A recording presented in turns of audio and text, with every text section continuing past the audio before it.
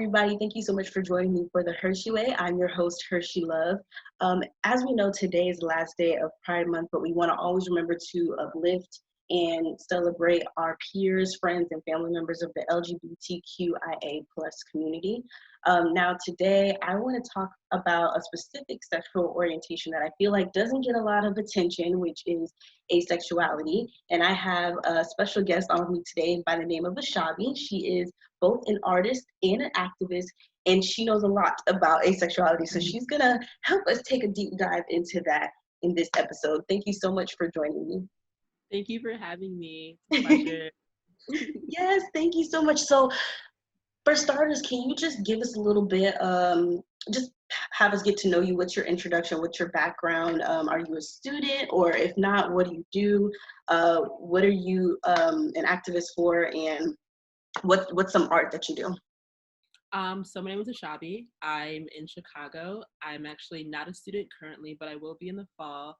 Okay. I'm gonna start going to graduate school for clinical and mental health counseling, and I'm really excited about that. Yes, congratulations. Thank you. So in regards of my artistry and how I am an activist, I am a model and I photograph in Chicago. And in regards of activism, I work with a lot of different people in Chicago. I work as a social media coordinator for a group called Sex Kiki, and they basically center themselves around bringing more Black and brown bodies in sex positive spaces and making sure that, you know, we are more visible, since a lot of these spaces are very whitewashed and don't cater to us, or if they cater to us, it's more like in a fetish sense. Want to make sure that our bodies are respected the same way that white bodies are respected. So I work a lot with that. Right. A lot with LGBTQIA activism, specifically asexuality. A lot of people aren't really aware of what asexuality is. And being a Black woman, it's kind of like a taboo being a person who's sexual and also a person who's Black, knowing that Black women are also sexualized like every single day. So that's what my work is mostly focused on. And obviously just bringing to light like activism towards trans people of color and making sure that everyone in the LGBTQA community are safe and represented properly. Okay, great. Thank you so much for letting us get to know you. So, talk to me a little bit about what asexuality is. I feel like that is something that has just been brought up. Not a lot of people know about it before this time, and I feel like now it's getting a little bit of light shed on it. So I want to take more of a deeper dive into it. And can you just give us your own personal definition of what that is? Yeah, so asexuality is basically a sexuality that revolves around not being sexually attracted to people. And that's literally bare bones what it is. Granted, asexuality is a spectrum, so there are several other sexualities in asexuality. There's gray sexualities, there's demisexuality, and there's umbrellas under that as well. But just like that's basically it, a person who isn't sexually attracted to people. You know, you can be attracted to somebody in a platonic way. You can see them and be like, oh, I really like how they look, but not want to have sex with them. Just basically, you know, that's it. Okay, and then as far as gray sexuality and demisexuality, I've heard of the term gray sexuality. I think I've heard a little bit of the term of demisexuality, but can you go into both of those and again give us your personal definition of it? Yeah, so gray sexuality is basically a person who is sexually attracted to people like once in a blue moon. So let's say you're not sexually attracted at all and you find that one person, it's like, oh, wow, yeah, I definitely understand. And then that's the only person you've ever had that feeling about ever. That's what gray asexuality is. And demisexuality is basically a person who first has to have an emotional connection with you and then develops a sexual attraction towards you. Okay, that's the one that I did hear about, but I didn't remember the actual label for it. So just getting a little bit of your personal story, when did you realize that you were asexual? Like, where were you? How old were you? Like, what was going through your mind? What was happening to you at the time? So I was 17. Funny enough, I was at a party with a few of my other friends who were queer, and went in a circle saying like, "Oh, what do you identify as?" And so one of my friends was like, "Oh, I'm gay." Another one's like, "Oh, I'm a lesbian." I said, "Oh, I'm asexual." And they're like, "Oh, you're the one who's asexual." And I'm like, "Yep, that's me." And then, like from that day on, I just kind of like went into a deep dive of what asexuality is. And back then, like, Tumblr was a really, really big thing. And honestly, that was like a massive resource for a lot of like queer people. Mm-hmm. And I was able to find out, like, you know, what asexuality was, if I was actually asexual, if that was something that I was making up, or if I just needed to like be with somebody who was gonna correct me, or like whatever the fuck, sorry, whatever that was. But like, you know, it's really weird because like in the beginning, like I want to say like 2010, 2011, 2012, asexuality was not a conversation, starter. It wasn't something that people really thought about. And now it's becoming more of a conversation, and people are like learning and understanding and learning to accept the fact that asexuality is part of the queer community. And that's really cool. You know, when I first like started doing this, the person that was doing it before me, her name is Yasmin Benoit, and she's in the UK, and she's like a activist with asexuality, and she created a hashtag, "This is what asexuality looks like." I've heard her. And like she's been like pushing for this too, and it's really cool because like not only is she a model, like she dresses in a way that's like provocative, and people always associate like provocative with like sex, and it's funny, it's not sexual at all. So like that and along with like my own research is what really kind of fueled me to understand this better and kind of feel more confident in myself. Okay, so you are not only Black, and you are asexual as well. So with those labels and with that not being something that's I would say heavily embraced in this society, tell me, what are some difficulties that you've experienced being two of those things and living in this society? Yeah, so it's like, it's, you don't really think about it because it's just like you learn to accept it, like you learn to internalize it and move on from it. But like a lot of the times whenever I've only started saying that I'm asexual with people that I've started like seeing relationships with. I don't say it when I'm dating or like just going out on dates, because at that point it's like I'm already aware that this person just wants to like have sex with me, and that's not gonna get any deeper than that. So there's no reason to try and stress myself out and have defend myself to this person. And a lot of the times, even when I'm in relationships with people, it's kind of like, oh, you're asexual, but like we're about to like have sex. And it's like, okay, but like my asexuality isn't determined by my wanting to have sex, it's determined by my not being sexually attracted to you. And that's what confuses a lot of people, and that's what people try to like, that's how people try to invalidate me, because I'm sex positive. You know, I don't care about it as much as other people do, but I'm not going to say no to it if I want to engage with it. And that's where the invalidation mostly comes from. On top of being a Black woman, you know, my body all the time is hypersexualized in media, in society, and as much as I want to avoid that, I can't. And me being asexual and also knowing that that doesn't matter, because when they see me, they're not going to see an asexual person. They're going to see me as a person they want to have sex with. It's just really, really difficult. And now I'm learning to just like say it out loud that, yeah, no, I'm asexual. And even when I do, it's like, oh, well, you don't look like you're asexual. You don't dress like you're asexual. Are you sure you're asexual? Like, I don't think you're asexual. I want to have sex with you, blah, blah, blah. And it's like, can I live? Right. I said what I said. Take it for what it is. Yeah, like unless we're dating, unless we're gonna be in a relationship with each other, unless we're gonna be planning a future together, I don't understand why you're like questioning me so much. Even if you were questioning me, like, don't invalidate me. Just ask me questions because you don't understand. You know, don't. Like, I feel like a lot of people do the whole listening to respond instead of listening to actually understand, and wanting to ask questions and getting to know, like, okay, what does this mean? And instead of that, they kind of just question, are you sure that this is what's going on with you? And, you know, just wanting to invalidate the whole thing instead of actually really trying to understand that everybody's different. I feel like we brought that topic up so much that everybody's different, but people still don't really grasp that everybody is different. Just like you said, like some people may not understand that, okay, I may not be sexually attracted to somebody, but that doesn't mean that I don't want to be intimate with somebody. It doesn't take away that option from me. So what would you say are some myths that are associated with asexuality, and can you tell me why those are myths?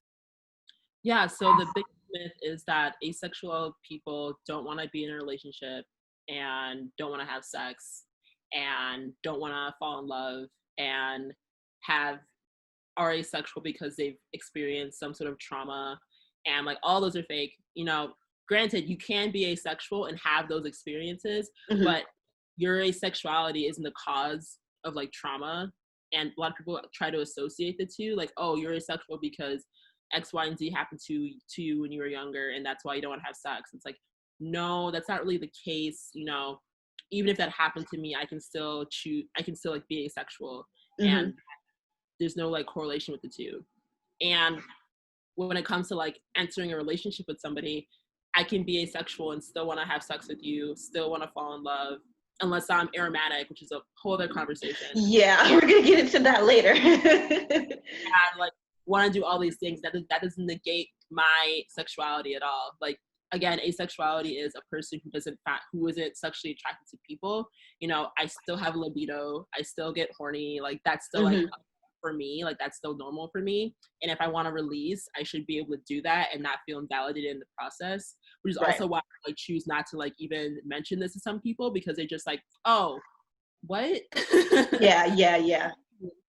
So like those are a few things that have been like said, and like try to like debunk them as I go. And like also like being asexual and being kinky is Hmm. something that I've heard a lot about. And like I just did a discussion about that, and it's like I can be asexual and still be like in that scene, because a lot of kink isn't sexually related. Like Hmm. it's just assumed as such.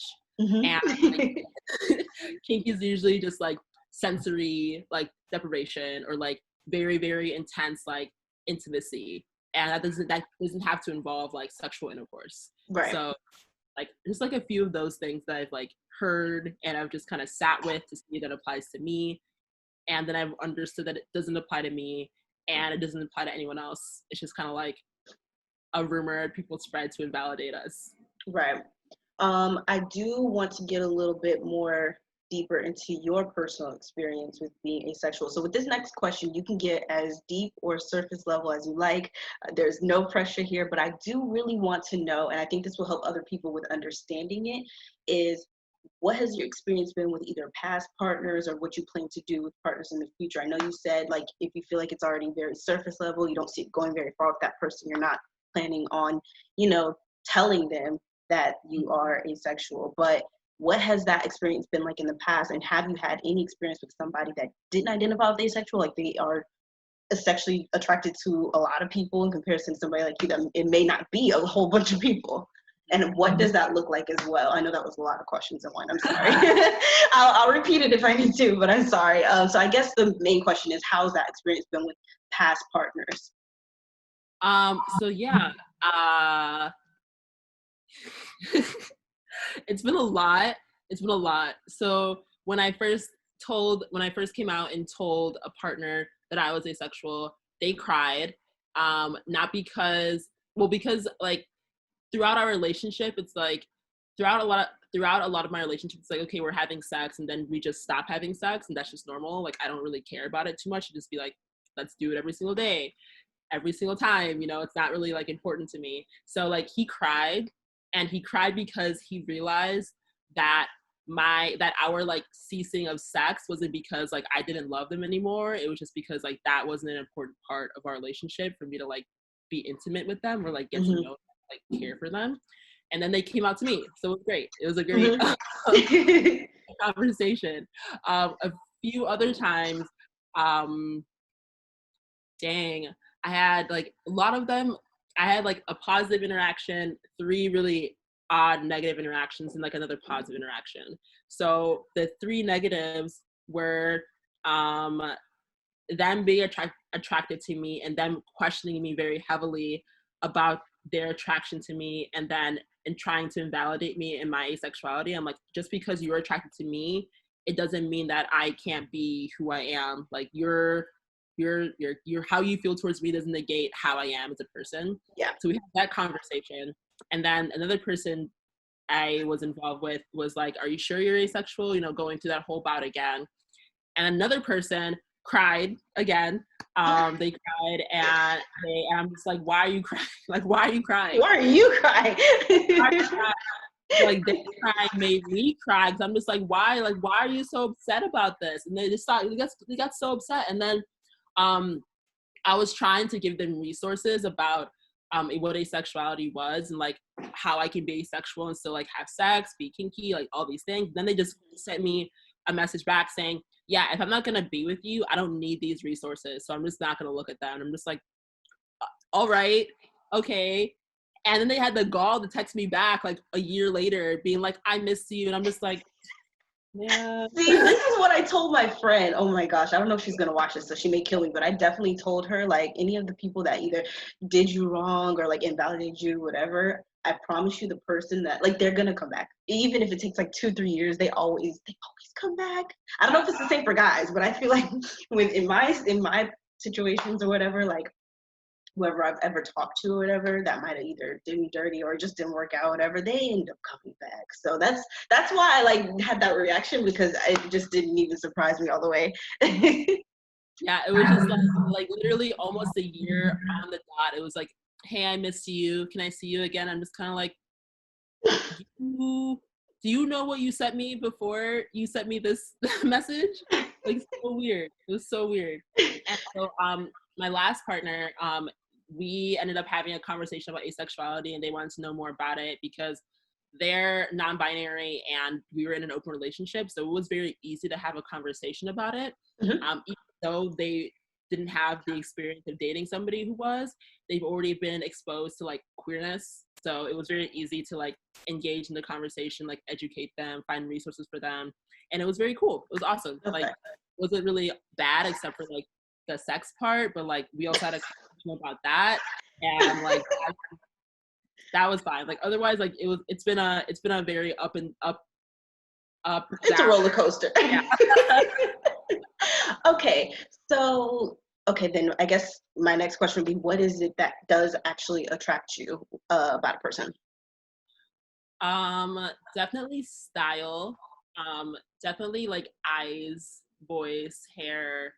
Um, and that can all just be like, and that can all like disappear if you open your mouth and say something really stupid. Mm-hmm. So like, none of that actually matters unless like there's like more depth to it. And basically this, I think a base level of understanding, you're trying to understand me, not even like sexuality, just like me as a person, just like being like respectful to who I am, and then like going deeper and deeper and deeper, like that really like attracts me, and that makes me want to stay longer and get to know that person and see where it can go. Okay, so I want to talk about another topic, still kind of in this same conversation, but can you explain to me what aromantic is?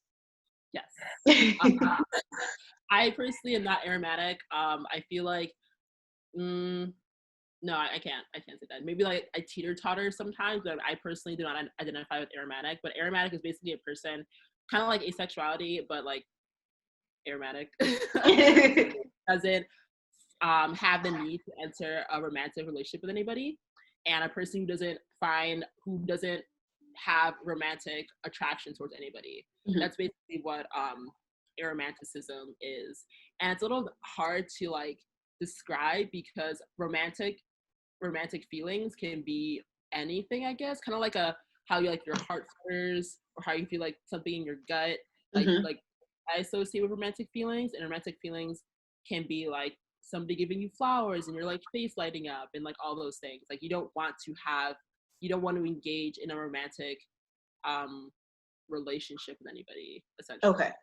And I'm pretty sure that I read up on something that said that there are people who can be both asexual and aromatic. Sorry. How are they able to, do you know anybody like that? Or how are they able to, I guess, have a intimate relationship? Or is intimate not even the word? Like, is the intimacy completely out? Like, if that's the question, if that's what they do, then how do they become close to another person? How do they engage into having a relationship long term and things like that? Yeah, so Jasmine is actually aromatic and asexual, and I can't speak for her, but she seems to be doing fine. Like successful, so she like go with her. But from my understanding, being both isn't really hard because a lot of the times people have issues in their relationships because they base success off of sex and romance. Mhm. And if you take away those two things, then what do you have? Then why are you Mhm. with then why do you feel like this person is important in your life? And I feel like that's the takeaway from like introducing and better understanding these sexualities is that there's so many ways to love somebody and there's so many ways to like have somebody in your life like and not have them in your life in the same in like the conventional way. Mhm. So you can be with somebody and not have sex with them, not be romantically involved with them, and still enjoy the intimacy of just being around them. Like, you know how sometimes you're with your friend and you all aren't saying anything, but you're on your phones, Mhm. aren't saying anything, but you're eating. That's also a form of intimacy because you're being vulnerable in that space. So I think it just has people reimagining what vulnerability looks like and Mhm. how intimacy looks like. And like, you know, even though sexuality isn't a part of those relationships, sensuality is, you know, touch is still an important thing for some people. Some people like hugging and cuddling and like kisses. Kisses don't have to be romantic, they can just be friendly. You Mhm. know, they like there's a bunch of like things people don't really think about. And I think introducing asexuality and aromanticism really, really has people understanding that there's a lot more depth to relationships versus what people see in like movies and media. Mhm. Okay. So, what are some things that you, or what are some spaces that you hope some asexuals will be invited into in the future? So in the beginning, I mentioned that I uh, use social media for a sex positive for Black and Brown people. I like am in a lot of those spaces like often, and they've learned to like better understand how to accommodate asexual people Mhm. and understanding that you know sex positive spaces don't necessarily have to do with sex and having me bring the conversation upon like them and having them reevaluate what intimacy looks like. Those spaces are very much like gonna be geared for asexual people, you know, because like I mentioned, asexuality is just not being attracted to people. You can still be involved in kink, Mhm. and like sex, like safe sex spaces are often like involved in kink. So understanding that those spaces are also safe for people like me Mhm. is great. And that's honestly a really big one, to be honest. Like parties usually are kind of hard because it's like I'm like a really big flirt. Like I'm a massive flirt, and it's really hard because like, okay, cool, I'm flirting with you. I'm flirting with you. Oh, you want to have sex with me? Yikes. Mm, Actually. I actually am not really trying to do that. And it's like in those spaces, it's kind of fun because oh, you see how people interact with you and they don't know who you are beyond what they see and trying to integrate sexuality and integrate my sexuality into those spaces, it helps people reevaluate how they think and how they approach different people. Mm-hmm. So I honestly think like these spaces are starting, like I'm starting spaces like these, the group that I'm with is starting spaces like these, and it's really nice because you you learn to understand that a lot of these spaces you never really think that they're necessary until you create them and see people coming and it's just like oh wow, that's I'm really glad that that space is like there. So I'm hoping that more of those spaces and like different conversations come from them so then we can create more spaces that are more inclusive to people like me. Okay, awesome. And then what are some resources people should do you recommend to people that want to learn more about asexuality? um I would say honestly Google it because there's so many, like so many. And like obviously like I'm gonna plug like Yasmin again, like she's been working on this for a while and she started a hashtag this is the way sexuality looks like, and that's where you can see the like plethora of different people who are asexual but don't just look like, you know, whitewashed and just like the stereotype of being a prude. Like all asexuals come in different shades and colors.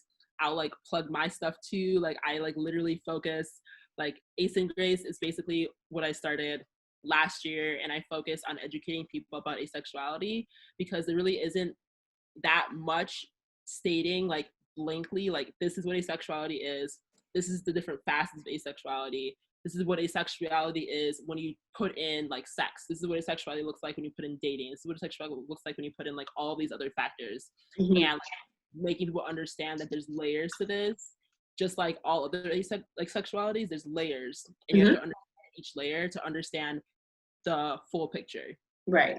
Well, thank you so much for joining me and educating not only me, but my audience members as well. And I challenge all you all to go and research and learn more about asexuality. And thank you all for joining the Hershee Way. I'm also going to tag your Instagram page below, so make sure you all go check it out.